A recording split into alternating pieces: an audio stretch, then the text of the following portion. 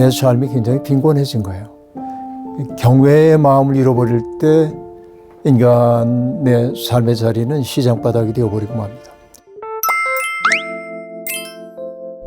오늘의 주인공 김기성 목사님 박수로 만나 뵙겠습니다. 네, 안녕하세요.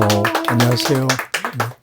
목사님, 저희 종교사운동 선생님들은 목사님을 다 알고 계시겠죠? 그래요?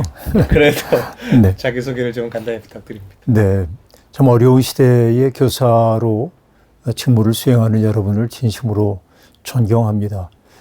저는 40여 년 목회하고 이제 마무리하는 단계에 있는데요. 정파교회 김기석 목사이고 이번에 여러분들이 저를 청해 주셔서 함께 말씀 나눌 수 있는 기회가 있어서 참 행복합니다. 감사합니다. 네, 목사님 2024년인데요. 아마 지금 많은 변화를 모두가 겪고 있는 때인 것 같습니다. 네. 목사님은 또 요즘 어떻게 지내시는지, 어떤 변화를 겪고 계시는지 궁금합니다. 예, 저는 올해가 상당히 큰 변화가 있는 해인데요. 제가 목회자로 살아온 지 43년이 됐고, 그래서 목회를 올해 이제 마치게 되었습니다. 지금 인터뷰하고 있는 때가 2월 말인데, 우리가 한 달쯤 있으면 제가 이제 은퇴를 하게 되고요. 이러면은, 두 번째 저의 커리어가 시작된다고 볼 수 있겠는데, 두 번째 커리어에서 하나님이 저를 어디로 몰아가실는지 궁금하기도 하고, 기대가 되기도 하고, 그런 그 변화 속에 있고, 그래서 설렘도 있고, 또 두려움도 있고, 그렇게 지내고 있어요. 네. 은퇴 소식 듣고 너무 일찍 은퇴하시는 거 아닌가 했는데 네. 40년을 넘게 아, 그러면, 네. 목사님 그 교회, 가정, 학교 동일하게 제일 중요한 일은 다음 세대를 키워내는 네. 것 같습니다. 그런데 안타깝게도 학교를 떠난 아이들도 많고요. 갈수록 또 교회 또 주일 학교가 어려워지는 교회들도 많다고 들었습니다. 네. 기성세대의 책임 면하기 어려운 것 네, 같습니다. 그럼요. 네. 저희들이 좀 어떤 노력을 하면 좋을지 네. 알려주시면 좋겠습니다. 지금 우리가 살고 있는 시대가 어쨌든 사람들이 아주 그 살벌한 경쟁의 시대에 살고 있고, 많은 사람들이 경쟁이라는 게 당연한 질서라고 생각을 합니다. 물론 사람이 경쟁하지 않고 살 수는 없는데, 경쟁 그 자체가 당연한 세상은 별로 좋은 세상이 아닙니다. 인간은 경쟁하는 존재이기도 하지만은 협동하는 존재이기도 하고, 내가 살기 위해서는 남들과 경쟁해야 하지만은 인간의 인간다움이라고 하는 것은 내 욕망대로 살지 않는 데 있고, 나의 외부에 있는 타자들을 아낄 줄 아는 것, 이런 것들이 인간다움을 구성한다고 보는데, 신앙이 되었든 또 교육이 되었든 바로 평화를 사랑하는 사람 만드는 게 저는 교육의 핵심 중에 핵심이라고 생각해요. 평화를 만든다고 하는 것은 다른 게 아니라 나의 외부에 있는 저 사람이 정말 소중한 존재구나, 이걸 느끼도록 해주는 거고, 그 소중한 존재 앞에서 나의 자유를 제한하는 것이 인간다운 삶이구나, 이걸 일깨워줘야 하는데, 오늘의 이제 사람들은 경쟁에서 수월한 사람을 만들기 위해서 그런 비전들을 잘 보여주지 않는 거죠. 세상을 승자와 패자로만 나누기 때문에 승자가 되지 않은 패자가 되는 거야. 패자 부활전이 없는 세상이야. 이런 그 강박관념이 학부모들을 사로잡고 있고, 또 학부모들의 그런 그 생각이 아이들에게까지 그대로 투사가 돼가지고 아이들도 자기가 경쟁에서 승리하지 못하면은 자기 존재 자체를 부정하는 이런 일들이 많이 있죠. 어쨌든 인생은 경쟁에서 지더라도 꽤 살만하고 아름다운 것이 많다는 사실을 알려줘야 하고, 그게 결국 어떤 얘기냐면은 삶의 다양한 가능성을 열어주는 거. 저는 이게 교육이 되어야 한다고 생각하고요. 또 목회자들이 해야 할 일도 동일하다고 생각을 해봅니다. 돈이 주인 노릇하고 있는 세상이 인간에게서 빼앗아가는 굉장히 중요한 가치 가운데 하나는 뭐냐면 다른 삶을 상상하지 못하게 만들어요. 세상 질서가 만들어오는 단 하나의 삶의 방식밖에 없는 것처럼 느끼게 만들거든요. 그러니까 내가 거기에서 패배하면 인생 망가진 것처럼 생각하죠. 따지고 보면은 다른 삶의 방식이 얼마든지 있거든요. 행복을 구성하는 많은 방식들이 있다. 좋은 교육을 지향하는 분들이 가져야 할 기본적 태도가 아닌가 생각해요. 예, 저희 학교가 학생들과 함께 가르치고 이렇게 배우는 기쁨을 이렇게 맛보아야 되는 곳인데 사실 그렇지 못한 것 같아요. 특히 요즘 학교에서 힘들어하는 선생님들도 많고 또 학교 생활을 어려워하는 학생들도 많은데 네. 저희 학교와 교육 또 방금 조금 말씀해 주셨지만 어떻게 보고 계신지 조금 더 말씀해 주시면 좋겠습니다. 안타깝죠. 우리가 이제 옛날부터 선생님들의 존재는 부모님과 같이 그렇게 여겨졌죠. 때때로 그런 표현이 과하다고 생각할 때도 있었지만은 나이가 이만큼 먹고 나니까 나를 가르쳐주는 선생님들이 얼마나 귀한 존재인지 점점 느끼게 됩니다. 따지고 보면 내가 오늘 이만큼 와 있는 것은 누군가가 나를 위해 수고해 줬기 때문에 그런 거고, 교육이라고 하는 말 그 자체가 에듀케이션의 라틴어는 밖에서 뭔가를 집어넣는 게 아니라 내 속에 있는 잠재된 것, 가능성들을 끄집어내주는 거고, 교사라고 하는 이들이 하고 있는 일은 뭐냐면은 내가 미처 알지 못했던 나의 가능성을 보아내고 그것을 호명하여서 나의 밖으로 가능성을 실현하도록 해주는 존재인 것이죠. 그럼 얼마나 귀합니까? 이게 교사들인데, 오늘의 이제 그 교사에 대한 존중심이 무너졌는데 이게 가장 슬픈 일입니다. 존경할 대상이 없다고 하는 것처럼 인생이 빈곤해지는 때가 없거든요. 그냥 뭐 너나 나나 뭐 이렇게 가면 굉장히 자유로워진 것처럼 보이지만 내 삶이 굉장히 빈곤해진 거예요. 경외의 마음을 잃어버릴 때 인간의 삶의 자리는 시장바닥이 되어버리고 맙니다. 오늘의 교육 현장이 그렇게 된 것 같아 안타깝고요. 정말 이 시대에 선생님들이 얼마나 소중한 존재인지 느껴야 하고, 누가 인정해 주든 인정해 주지 않든지 선생님들이 정말 그 학생들 속에 있는, 그러니까 학습하는 능력만이 아니라 가장 인간다운 능력을 호명해내고 또 그게 가능으로 만들기 위해서는 생명이라고 하는 것이 온유함과 따뜻함 속에서만 깨어나는 것이기 때문에 정말 어렵지만은 사랑으로 품어 안아서 가능성들이 발현되도록 해주는 교사의 길을 걸어간다고 한다면 누가 인정해 주지 않더라도 하나님 보시기에는 아름다울 거다 하는 생각해 봅니다.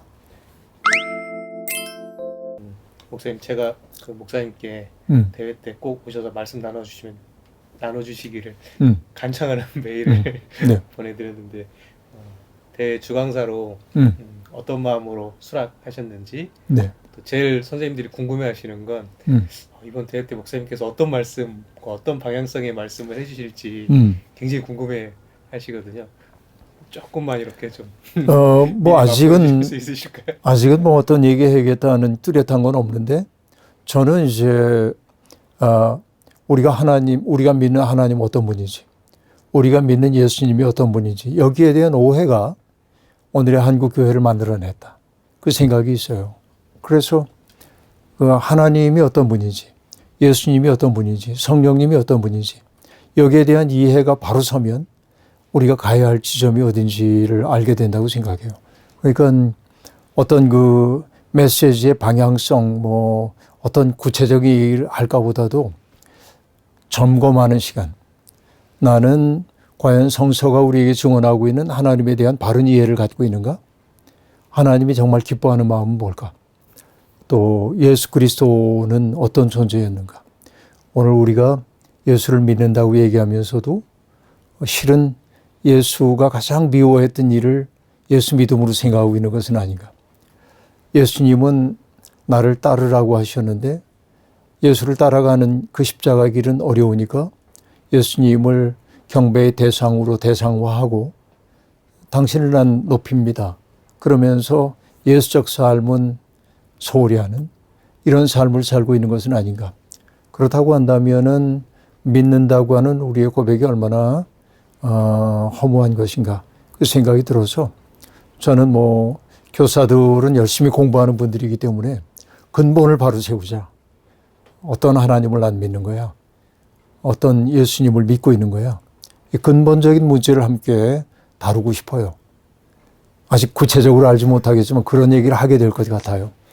지금 제일 저희가 고민하고 있는 지점이 기독교사의 기본 정체성이 흔들리고 있다라는 네. 문제의식이 있었는데 목사님께서 그 부분을 정확하게 말씀해 주신 것 같아서 더 기대하는 마음이 들었습니다. 이번 대회 주제어가 틈만 나면이거든요. 그래서 틈을 내자라는 의미도 있고 틈을 만나면 우리가 어떻게 해야 하는지 이런 이중적인 의미를 주는 대회 슬로건에 담았는데요. 어둠 속으로 들어오는 빛처럼 틈을 내는 기독교사들이 더 절실한 시대라는 생각이 듭니다. 이 시대에 필요한 기독교사는 어떠한 기독교사여야 하는지 네, 뭐 자본주의가 지배하고 있는 세상에서 모든 사람들이 이제 평준화된 욕망의 길을 달려가느라고 애를 쓰고 있죠. 근데 누군가가 한눈 파는 사람들이 좀 생겨나면 쟤는 왜 저래? 그러거든요. 근데 오히려 그 한눈을 파는 사람들을 통해서 세상에 좋은 것들이 유입됩니다. 아까 나태주 선생님 얘기 잠깐 우리 인터뷰하기 전에 얘기했는데 나태주 선생님의 불꽃이라고 하는 시, 다 알고 있는 시인데 뭐 오래 바라봐야 사랑스럽고 또 자세히 봐야 오래 바라봐야 예쁘단가? 그리고 자세히 봐야 사랑스럽다? 너도 그렇다 그러죠. 근데 이게 뭐냐면 우리 문명의 역상을 보여주고 있습니다. 오래 보지도 않고 자세히 보지도 않아요. 분절된 시간 속을 살아가면서. 그러니까 뭐냐면 한눈을 좀 팔아야 사람이 여유가 생깁니다. 여백이 생기고 세상의 아름다움을 느낄 수 있어요.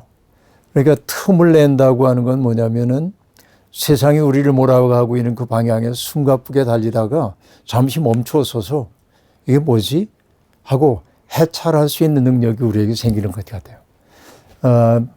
그 틈만 나면이라고 얘기를 했는데 틈을 만난다 한 뜻도 있겠지만은 우리가 틈만 나면 행복해야 하고 틈만 나면 기뻐해야 하고 틈만 나면 우리의 생 속에 깃들어 있는 영혼을 보기 시작해야 합니다.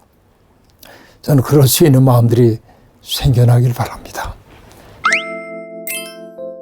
네, 3, 4월이면 저희 선생님들이 가장 바쁘고 또 학생들을 가장 가까이 만나는 시간입니다.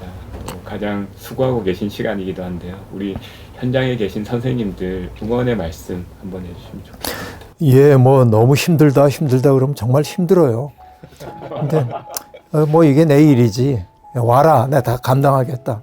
그 생각을 하고 그리고 자기를 약간 객관화해서 바라볼 필요가 있겠고 스스로에게 질문할 필요가 있어요. 인생이 어렵다 하면 누구에게나 다 어렵습니다. 사실은 우리가 생각해야 될 게 뭐냐면 인생이 원래 어렵다, 누구나. 사람마다 정도의 차이는 있지만은 내 인생은 참 편해. 그런 사람은 아무도 없습니다. 그러니까 어렵지 않으려니까 어려워요. 그 어려움을 내 삶의 일부로 받아들이고 그러나 나는 이 속에 꺾이지 않겠다.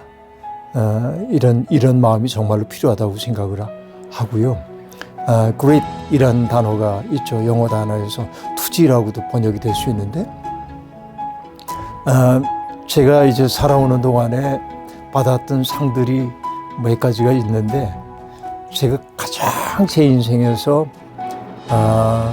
행복하게 여기는 상이 하나 있습니다. 그건 뭐냐면 초등학교 5학년 때 담임 선생님이 주신 상이에요.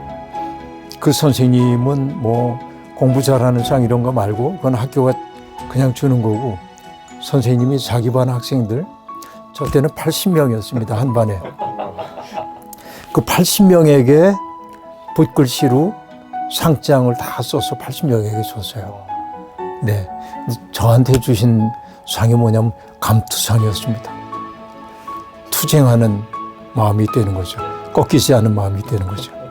이게 요즘으로 얘기하면 그레이시입니다. 뭐 중꺾마 그러기도 하던데 중대에 꺾이지 않는 마음 그레이시죠. 그러니까 난 너무 힘들어. 누가 나 좀 위로해줘. 그러면은 더 나약해집니다. 어떤 어려움이 오더라도 감당하겠다. 이것도 내 생이니까. 그런 마음 가지고 씩씩하게 잘 지내시면 좋겠고, 반드시 그런 씨 뿌리면은 결실이 있을 겁니다. 그런 기대를 품고 한번 감당하시죠, 뭐.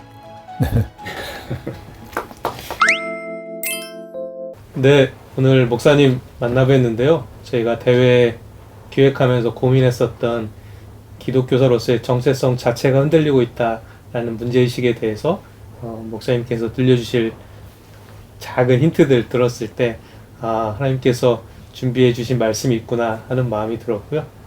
궁금하시죠? 궁금하시면 2024 기독교사 대회 등록창으로 오시면 되겠습니다. 선생님 8월에 백석대에서 만나 뵙겠습니다. 틈만 나면 틈만 나면